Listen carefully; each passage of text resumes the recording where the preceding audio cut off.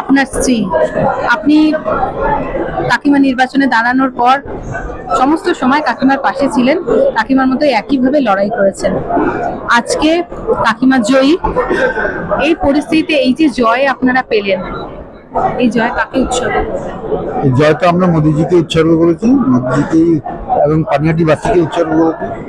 পানিহাটিবাসী আমাদের যে দায়িত্ব দিয়েছে, আমরা দুজনে মিলে চেষ্টা করবো আর সেই দায়িত্ব আমরা ঠিকঠাক মতো পালন করা। এবং পানিহাটির যে সমস্যা, একটা সমস্যা থেকে উদ্ধার করেছি, যে থ্রেড কালচার থেকে উদ্ধার করেছি, কিন্তু বাকি যে সমস্যাগুলো আছে সেই সমস্যাগুলো থেকে পানিহাটিবাসীকে উদ্ধার করতে হবে।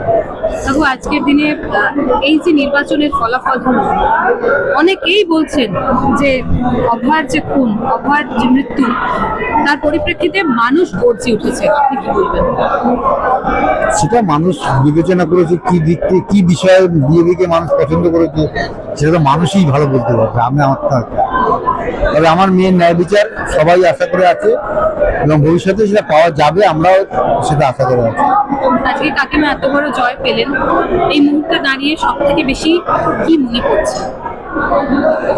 আমরা যে লড়াইটা চালাচ্ছি সেই লড়াইটা আরো যে জোরদার করে লড়াই করতে হবে সেটাই মনে হচ্ছে। আপনারা সিবিআই তদন্ত পাবেন সঠিকভাবে মনে হয়? পাবো। সিবিআই তদন্ত করতে বাধ্য করা হবে, কারণ আমাদের 12 তারিখে কোর্টে শুনানি আছে, রাজশেখর মান্তারের আছে। সেখানে উনি প্রথম দিন যখন হয়েছে মানে শুনানি, উনি বুঝিয়ে দিয়েছেন যে উনি এই মামলা সম্বন্ধে সম্পূর্ণ অকৃত। মমতা বন্দ্যোপাধ্যায়ের উদ্দেশ্যে কি বলবেন? উনি যেভাবে রাজ্য চালাতেন, ভবিষ্যতে আশা করি কেউ এই ইতিহাসে লেখা, এই যে লেখা থাকবে, এই ইতিহাস মানুষ দেখে কোনদিন ভবিষ্যতে এই ধরনের স্ট্র্যাটেজি নিয়ে রাজ্য চালানোর চেষ্টা করবে। আজকের দিনে বাংলার মানুষ যাদের আপনার মতো মেয়ে রয়েছে, তাদের উদ্দেশ্যে আপনি কি বলবেন? তাদের সবার সুরক্ষা দেওয়ার দায়িত্ব এখন আমাদের। আমরা 100% চেষ্টা করবো। এই জয় কাকে উৎসর্গ করবেন?